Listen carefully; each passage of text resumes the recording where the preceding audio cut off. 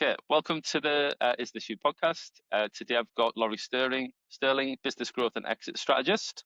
Hello, Laurie. How are you doing? I'm great. How are you? Thanks for Uh, having me. Very good, thank you. Yes, we've met a couple of times, haven't we? In some of these IsThisYou events and things like that. But for people that don't know about you, can you just give us a little bit of a top level overview of who you are and what you do, please? Yeah, I am a growth and business exit strategist. So I help entrepreneurs who are the talent of their business, but that also means that they are the bottleneck of their business, but to help them grow and scale the business beyond themselves so that their business can run without them, essentially. Beginning, is that right? Absolutely. Your business is more valuable without you in it than in it. That's the scary thing. I think it's something like 80% of businesses who go to market to sell fail to sell because of the dependency of the business owner. So it's a Right. scary statistic. Yeah. Yeah, I mean, how far back do we go? I guess I started my first business at 21 years old. It was a graphic design business. It turned into web design, then pivoted into web development. And it was a profitable six-figure business at the time. We ran it for about 14 years. And it was our lifestyle. We raised our kids. We bought our house. We went traveling. Like, it really supported us all that time. Mm. Then when we moved from Australia to the UK, we couldn't sell the business because it was dependent on us. And we ended up selling the branding of the business, the branding and some SEO. That was really all the value we could get out of the business. And that sort of started something. So when I moved to the UK, I started business coaching, helping people to be able to budget on unpredictable income.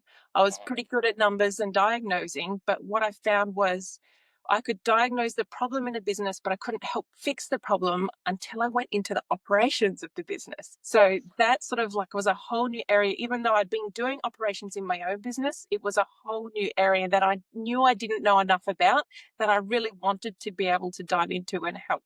So I did some research. I was looking for, who's the best in the industry? How do I learn a bit more about this topic? And I found a business that was based in the US, Mm. and they were selling a course which at the time was about $5,000 US. Yeah, I think it's more now. And I couldn't afford that course, but I knew that's what I wanted to do. So I actually reached out to them and asked if they wanted a coach on their program. And they said, yes, let's set up an interview. And I got a role coaching inside the business. So they taught me everything that I needed to know, and I Mm. got to teach others as well. So I really learnt by doing and teaching inside that program. And then I got a bit burnt out after doing just the coaching side of things. So I ended up, and like the time zones and things were not really working for my preferred family life. And so I ended up moving into fractional COO work, where Mhm. I would go into small businesses that couldn't afford, full-time person, fractional COO and CFO. So I tended to do both roles at the same time.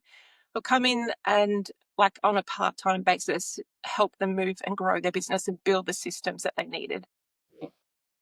A couple of years ago, there was economy issues like inflation and things like that. And a lot of jobs were lost at the time. And Mm. mine was one of them. And I lost about two retainer clients at that time all at once. And I'm like, that's it. It's a sign from the universe. I'm not meant to be doing this. And I just packed it up and I ended up being an artist for a year. I Oh, was nice. like, that's it. This is my new life now. But then I realized I liked money and couldn't be an artist anymore. And then at the same time, I got accepted into the NatWest Accelerator program. So I'm like, all right, this is a new direction. Let's start this again, see if I can build this up. But I'm going from a different direction. Instead of like training the team and the staff, I'm actually going to work with business owners to get their head around the idea of like extracting that knowledge and that information that they had and being able to delegate that onto their team. So that's the full story, I guess. That's where I got to where I am today. So let's jump into the operations side of things. So let's say let's go right the way, strip it back to like a startup with one person. Like, should they start thinking about operations from day one? Yes. And how would that look? Okay, so I would be looking at like what is the biggest bottleneck? What's the most important area of my business that needs me to concentrate on now? So if there's I'm guessing at that point there is no system that exists. Mhm. So let's say we're looking at lead generation. That might be the very first bottleneck. We're like, well, we need to start bringing in leads. How are we going to do that? Well, I might be thinking about what is a lead magnet that I can get people to sign up to my email. What is a set of nurturing emails that I can send out that's going to give them the information they need to know, learn, trust from me, and build that up. And then once we've got that process happening, that then turns into a system that, in that particular case, it's the tech that's building up that system and that process that is now automated, ready to go. Now you might find that once that's done, great, we're bringing in the leads. Now we move into sales. I'm the only salesperson. So that's more like people oriented. It might be like sitting down in a one-to-one call where I go through a certain set of questions, I answer their questions, overcome any objections, give them a proposal, the quote. And so that now becomes intellectual knowledge. And so what I want to start thinking about is what is the process that I'm repeating, taking my clients through over and over, and what can I capture so that if somebody else was to do this, I would want them to do it the same way as me. So even though I haven't even brought on a new team member yet, I can start capturing, okay, here's the questions that I ask, I can template that. Here is the proposal template that's templated now. And I can start to put that process. I can even record a call that I take my clients through, ready for when I'm ready to onboard somebody. That video, that recording can be part of the onboarding process. Like or I might make some decision trees. So if the client says, okay, I have this problem and this problem, I could offer two different ways. Here's my decision making around which way I would offer my clients. I'm starting to think about what am I repeating and doing over and over. That's part of my quality process that I would want somebody else to do too. And I can capture that before I've even hired somebody. So when I do bring them in, it's all they can teach themselves and onboard themselves and get that process happening. And let's say the capture side of it. So, because I love operations. Back in when I had an agency, and I like the idea of you've got your different systems that you map out and you continue to try and improve them. But like, what can you give a little bit of insight or advice on, like, okay, so how would you capture it as, let's say, a lead gen? Let's say your end-to-end sales process. I'll use that one, right? So let's say you capture your sales process. I sometimes can see a little bit of a problem of people capturing them as like individual systems, right? But then sometimes forgetting they're even there, sometimes not using them. And then how do you map them all together? Like, so you've got this system, right? So I'm guessing when you get into exiting and, what will hopefully increase your multiplier and things like that would be the system. But how do you present the system? That's always been something I've struggled a little bit with. Yeah. So I usually map out a customer journey. So that's usually from like brand awareness stage all the way through to offboarding. Like they've been working with us, they're offboarded, even collecting the testimonial at the end. Like it can be a really long journey. I like using a Miro board where I like plot out the different touch points that happen. So the touch points are always from the client's perspective. Yeah, And so, what does the client need to do next to be able to move forward? Or what's the experience the client is going through? yeah, And then I'm looking for triggers. So the triggers are like I can write a checklist of this needs to be done, this needs to be done, this needs to be done. But if it's something like, but 5 weeks before the appointment, this action needs to happen, that's usually a trigger gets lost somewhere in the process. So is it the client triggers that process, or is it our software that triggers that process, or is it a calendar appointment that triggers that process? So right. understanding the trigger points is a big part of mapping out that process. So if someone new in the position was getting trained up, they can see how their little system that they're working on fits in that whole thing. So Got you. we want to give them autonomy. Like we want them to own that system and process. And if they can improve it, yes, do that. But they'll Mm, need to know where it affects other people in that process. So if yeah, they're trying to make something more efficient and they cut out, let's say, a form because it's just easier not to fill that out, and that form is missing down the line, then we're like, no, here's why that's important because it's part of this whole process. And yeah. that. And Is would you say that's the place to start then? Excuse me, would be the customer journey. So that's your first, whether you write it down on paper or whatever, that's your first right map, if you like.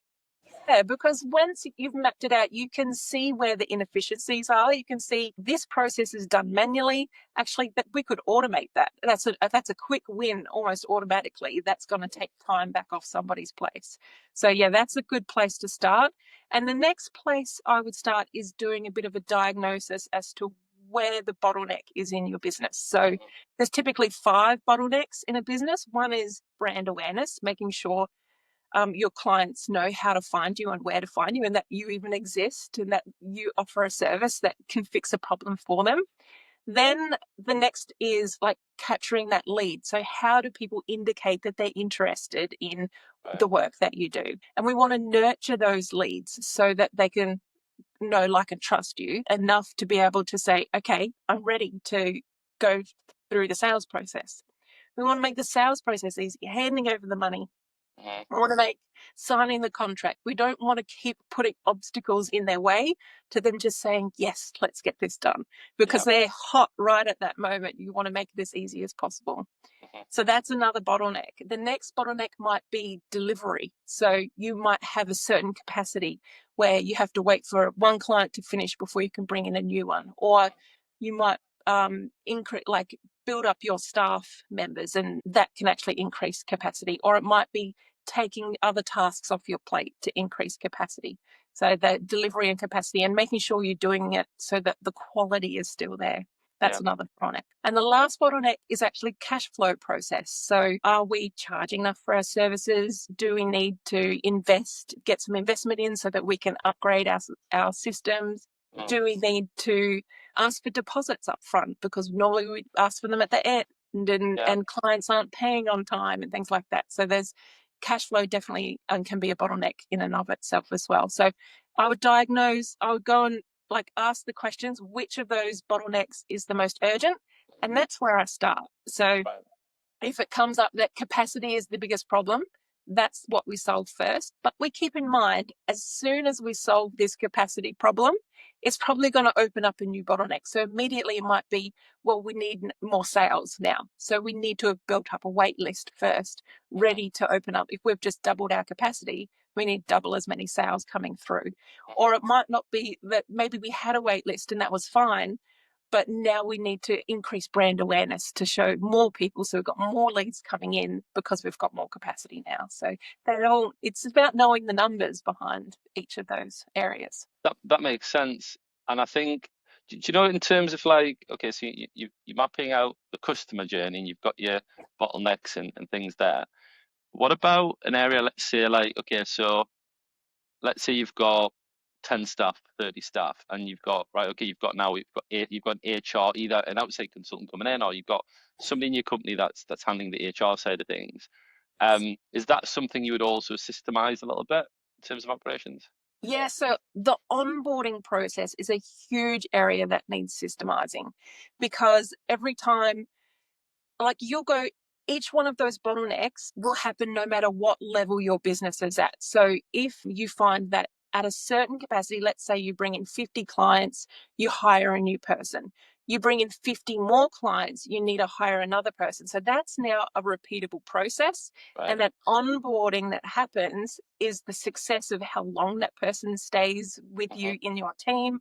It means they want to be able to see growth of themselves inside their business. So if their business is growing, then they see their potential growing as well. So Mm. how successful somebody is onboarded is crucial to part of the system. So that's definitely an important area that can be automated. People can onboard themselves essentially, rather than spending so much time and having to shadow, and a week being missed because the tech, we didn't have a laptop brought in or something like that.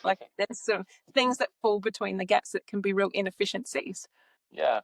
And I suppose this individually, the different sets of operations and systems you build within this master view, I suppose this would be like a business asset, wouldn't it, in terms of an exit then? Is that Exactly. right? Yes. Got And you. the more assets you have, the more valuable your business is. Right. Absolutely. What this so I kind of was aware of a bit of this a few years back. I did a bit of it.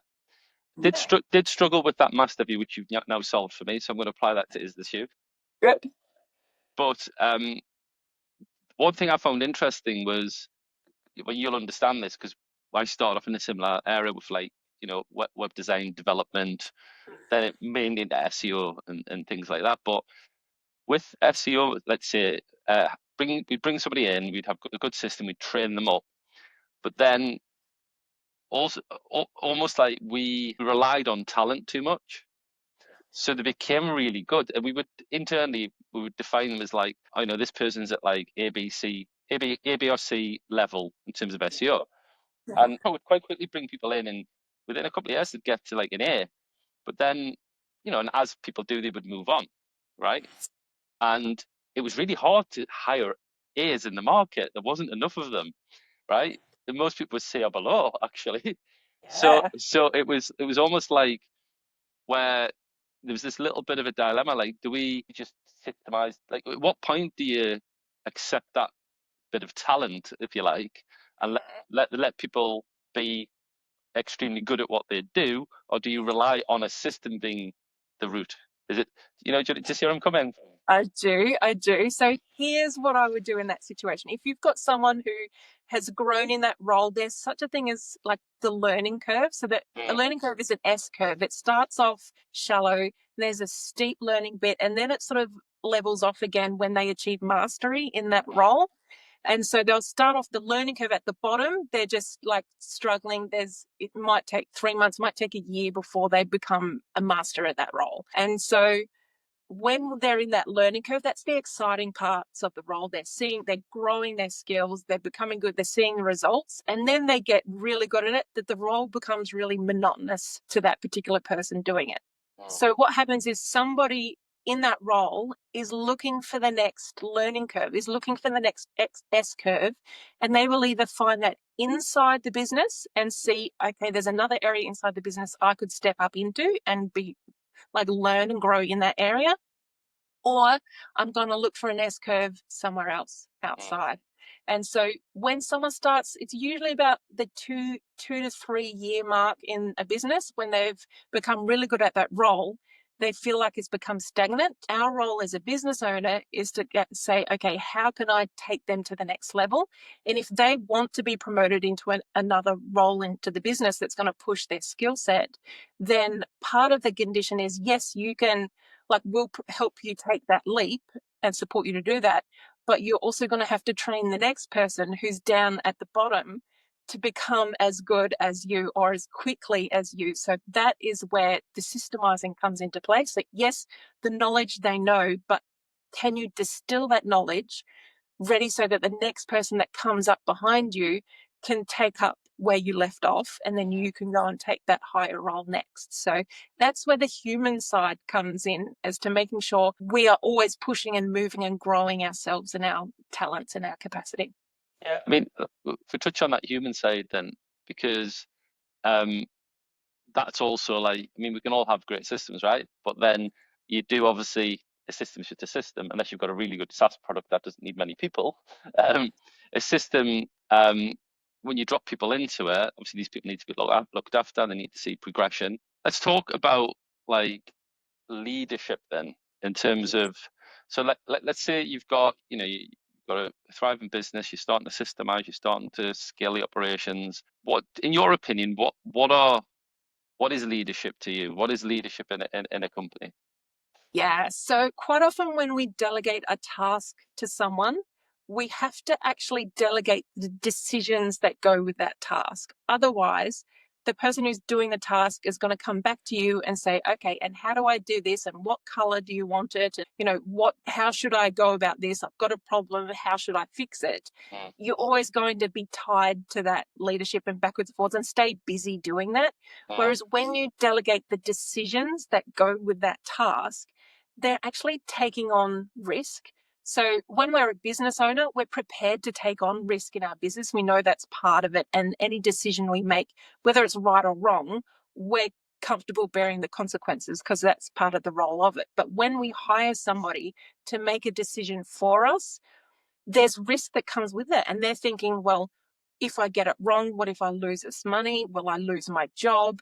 Will I, be reprimanded for it? What if I have to fix it? How do I fix it? Is someone going to help me? Are you going to back me up by making that decision? So mitigating the risk that comes with those decision making by like either putting up like safety boundaries or giving a decision tree on how I would go about that. Now you can, but making sure that they feel safe to make those decisions and that you're going to back them up either way, whether it's right or wrong. And I could see how, let's say, to a business owner or somebody in a leadership position, sometimes they could struggle with stepping back with that delegation a little bit because you've got one side where somebody could feel a little bit guilty about not giving that support, and also like especially if it's a business owner, the more you systemize, the more you develop people and these people continue to do well for you, you have less to do, which is kind of what you're saying is a really good thing. But there is a level of guilt there, isn't there? There could be a level of guilt, and also them feeling like they're not maybe achieving much themselves, when in fact they probably are. But how could you help? How do you help reframe that to business owners? Yeah, so I find what it is, especially if you like started this business from scratch and it was around your talents and your abilities, what you find is that your talents and your abilities were become your identity as a person. And if you build up a business and that business is making you money, then you associate your worth to your talents as well.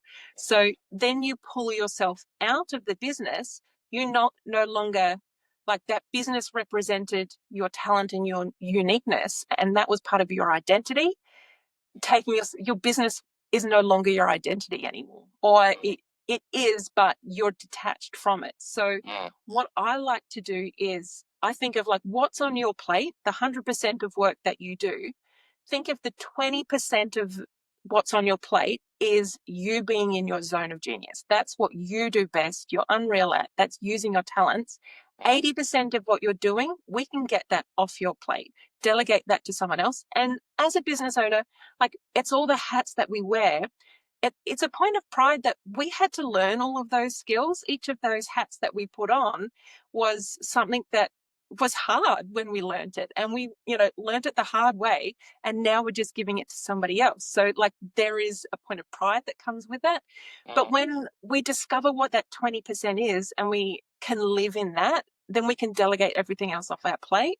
mm, Here's what happens is that 20% becomes your new 100%, and then you're living out that 100%, and there'll be a new 20% that mm, is like that next level jump. And that might not necessarily be inside your business, it could be outside your business. Maybe it's philanthropy, or maybe it's a second business idea, or something else that is like a next level jump for you. That if you got rid of the new 80%, mm, that's a whole nother level that you don't right now. When you're at the original capacity, you don't even know what that 20% is of the 20%, because you've got so much of that other clutter. So it's exciting to learn what that could be, but it does mean letting go of that identity that we identity. originally had, and then create a new identity and discover what that's going to be. It's interesting you say that because identity comes up a lot with me in conversations because when I went from sport into business,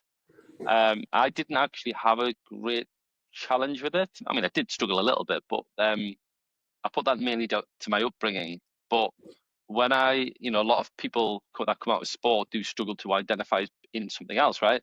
So that could be said as well for somebody that's, they've got the business, they've scaled it up, and they've got that opportunity to exit. Um, just to identify with something else can be quite a challenge. I'm guessing personally, especially if you've put a lot of time, effort, blood, sweat, tears, and years into something, can be hard. And how early should somebody think about exiting or not exiting? Right, somebody might just want a lifestyle business. Yeah. When, how early should they think about it?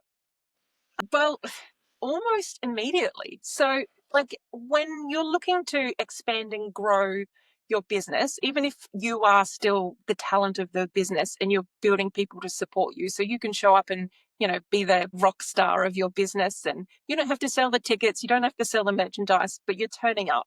You'll still need practice days, you'll still need recovery days, just like an athlete would do too. So, but the way you plan to grow and scale your business is part of your exit plan.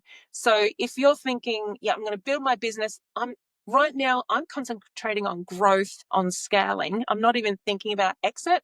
However, the way you exit will affect the way you grow and scale, your role in the business. So your team needs to know, what is that vision? How do you plan to exit? Because they want to know, okay, is there a chance that I can step up into that role, or am I going to be competing with other people? Am I going to lose my job at the end of when you retire?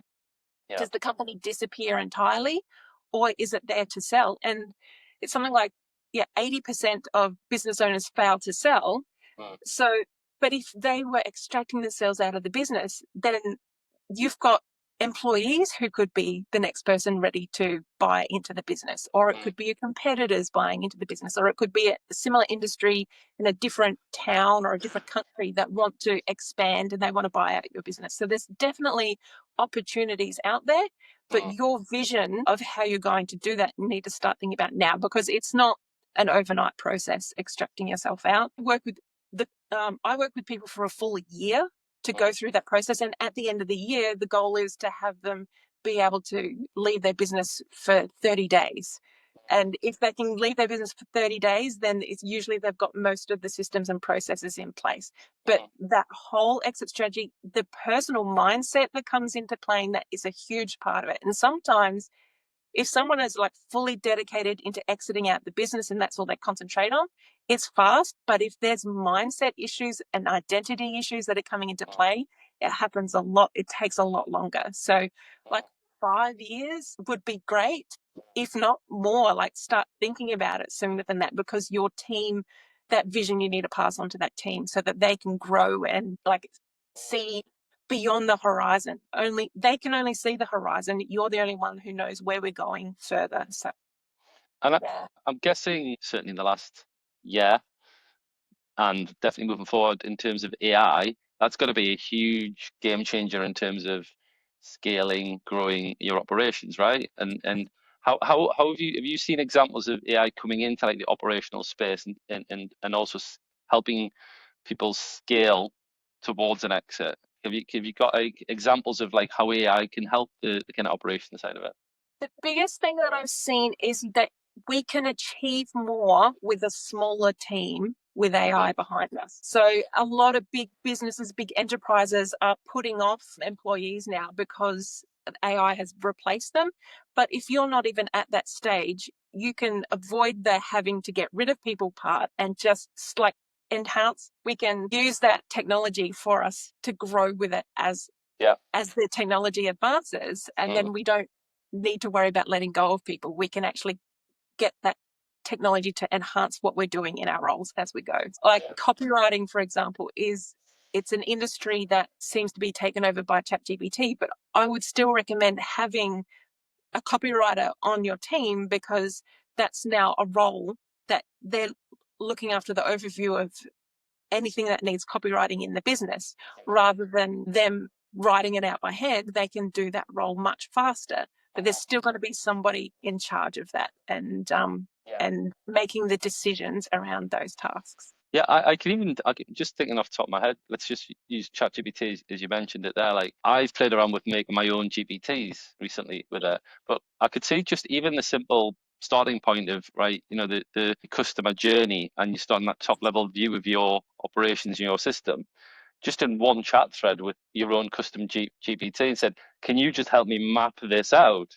And can you remember where all my systems are? And I've got this decision tree over in Google Drive. I've got this in Notion over here. Can you just remind me where everything is? Because I can see like the having AI to help you map your system and help you to come back and double check your policies, because I remember years ago, one of the understand this from like the dev world, but we had I would think it was when the BBC came to Salford near Manchester, and obviously there was they need loads of developers, right? And I had like a small team of developers, and as a growing business, and the salaries just went like through the roof, yeah.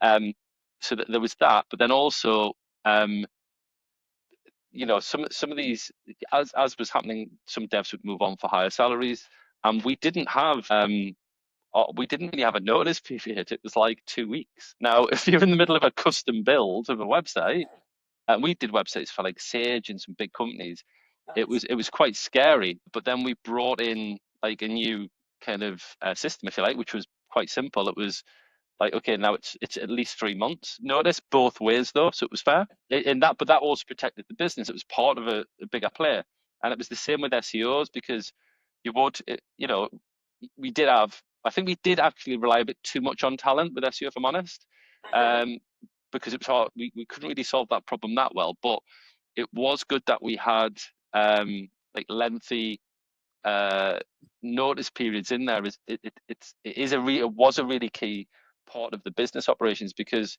if somebody's running an SEO campaign and have a 2 week notice period, but they've got like a 12-month strategy that they're running, that you can't just say, from the client's point of view, oh, I'm off. You need something, and that was one of probably the most key things we actually mapped out well. And also, like, then the HR, I think our biggest kind of operational push to really map things out was to make sure the HR side was really covered, because we were a service business, right? And we did rely on people and looking after people. So we ended up with some people would stay for like 8 years and 6 years. And so we did have about 30 staff, and a lot of them stayed for quite a few years because of the systems we'd built up in HR. But still didn't solve the problem of having a much bigger, wider system to handle the entire business, to be honest. Also, in terms of the let's talk about tools. We mentioned AI, but let's just talk about tools for a second. What are kind of like the go-to tools you would use, software and apps and things to help you run your business and scale it? So there's a lot of tools that I find are interchangeable, that I've used one with another client that have a similar one that they use there. And I've broadly used the systems no matter what the tool it is. So for Right. example, a Kanban board is like, that's used particularly in software. The idea is that you start with a task, a to-do list, and then that moves over to progress, and then it's done, or review and then done. And so that is a system that can be passed along, like in most systems, whether it's like Asana, ClickUp, even Notion, things like that. You can have those Kanban board styles. That's a system that I use a lot, but it's how you use the system is what makes it an asset. So like you were saying with the contracts with your HR people, that's actually an asset that you have built for your business to be able to build in those 3 months that is now repeatable and usable no matter who comes into the business. And that increased the income because it overcame a problem and helped with the risk mitigation that was happening, which helps with quality. So I would say some sort of like a wiki system, like a Wikipedia inside your business is crucial. It might be broken up in lots of different areas, but it doesn't matter who you are or what job, you can go and find a process and a system for that. So let's say someone is absent for 3 months and you had to hire a temp. That temp can come in and see all the systems in there ready and waiting. They might need a bit of guidance along the way, but there's not going to be gaps. Or if there are gaps, somebody can own that and see, oh, I see a gap in this system. I can record myself doing this process, upload it to our internal wiki, and then that now is contributing to the asset as a business. And all of those systems and processes are sellable. Your website is an asset. Thing that is, your legals are an asset, your contracts, even your products. If your products are systemized or a brochure is an asset. There's so many assets inside our business. Would you say, just a quick one on that, because I've never actually, don't know if it is SEO, in terms of your rankings, would you consider that an asset? Yes, definitely. That it was like when I said I sold my Of course, brand, my right. business, part of that was like the value to the client was because we were a web development business. We would always say this site was made by tomorrow.com.au, and that link, when it was actually a real estate agency that bought our brand. And they had all the backlinks that we had ever put on all of our clients' websites were all pointing to their website. So immediately they had great SEO because of that. And that was part of what they bought. I mean, eventually as they updated their websites, they would disappear, but it was enough to, they were a brand, they were starting a new business, they wanted new branding, they had worked with us before, and they knew we were leaving, and so it just, the timing just happened perfectly that they could utilize that SEO, and it was valuable to them. So it's being valuable to somebody else is what makes it an Yeah, asset. it's one of them. You can understand what in my head. I kind of knew it was, and obviously people are paying us, used to pay us to do it, right? So it's obviously an asset, but it just I don't think it would. It felt like an asset, like say your brand logo or your or like or actually your office that you own or something like that. Like which I think Being people. tangible. Yeah, I mean my definition of asset really probably something that continues to work for you when you stop working, but also Yeah. it can depreciate if you don't look after it. So you've got to kind of Yeah. still look after it. One kind of last question. I'm trying to think of somebody that's watching this or listening to this, and let's say they're 6 months into their new business, or 6 years, and I don't know, but they're in that mode of delivery you mentioned earlier, right? So they're delivering, right? So they're listening to this and they go, right, well, I need to start with my customer journey and my systemization and look at my operations. But they look at their calendar and they're just like, they've got delivery all week. There's no gaps, right? Like, Yeah. how can somebody break that pattern though? Because I think it's quite a common thing. I don't imagine many people do sit down and go, right, I'm going to think about my exit and and yeah, people do think about scale and they do think about operations, but when if you're the business owner and you also operate inside of it, that's quite a hard thing to pull yourself away from, especially if you have client accounts and you're also doing account management and you're doing the work and your Uh-huh. calendar's full. How do you break that? How do you get out of that? Yeah, well, probably in that particular case, I would I would train somebody in and I would get them to just shadow me as much as I can. Right. And then they would start to see, oh, okay, there's this thing on your plate that I reckon I got the hang of. I could take that off your plate. And then so little by little, we want to see where your time is going and what are the quick wins that we can get that even if someone just shadowing me can take that off my plate. Or can I hit record while I'm doing this particular task? And then that now turns into an asset that somebody can watch later and know how to do that task because I've already done it. But I guess the question is like, if you are at max capacity with delivery is there, do you still have cash flow problems? Like, is that still an issue? Because that's a whole different ball game to if I was at max capacity, I've got heaps of income coming in. So maybe if I can buy time from an employee to step in and do that role, either because they're already experienced, that's sort of like if I hire another me, they're very experienced, they know what they're doing, they can just step into that role, then you're going to get return on investment immediately because your time is usually worth more than the person that you're bringing in. It is usually a very expensive way, but it's also on the lines of growing an agency or a franchise. It's you want to have more yous that can help with the delivery. Ideally, what you want to see is every step of that cycle, the brand awareness, leads, sales, and delivery and cash flow. You want to be ensuring that every week you're touching, or not necessarily you, but your business is going through that cycle so that there is constantly somebody coming through. So you don't want to be jumping from delivery to sales, delivery to networking, delivery to brand awareness, backwards and forwards, because you want to make sure that people are coming through that funnel and that cycle so that when one person's finished the work, the next person's standing there ready with their money, ready to pay you. Got you. So we've got to keep that cadence. And that's when numbers come into play is, well, how many leads do I need to have? What's my typical conversion rate? How long is that process so that I know, well, right now I'm delivering, let's say, 2 websites a month. I know that I typically takes me 2 months between when a lead comes in to when they pay the first deposit, so that I'll need to make sure I've got 4 leads in my funnel because it has to last that 2 months to come through. So it's a numbers game. So if I have more than I need, then I can actually afford to take time. Like, I don't need to be delivering 24/7 every day. I should have time in my calendar. If not, then it's a cash flow problem. And maybe I need to be increasing my prices to be able to reduce my workload so that I've got time to concentrate on the other areas. I suppose as well, just to put the kind of end on, I suppose it is important as well, if somebody is maxed out and they do have that problem, then it's important for them to start with the number one most important thing in the system at the starting point is that person, is that business owner, right? And they need to look after themselves, I suppose, right? So the first thing is, right, well, I can't work like this because I'll break. So it's Exactly. the first system is right me, right? Yeah. Yeah, The golden goose. yeah, exactly.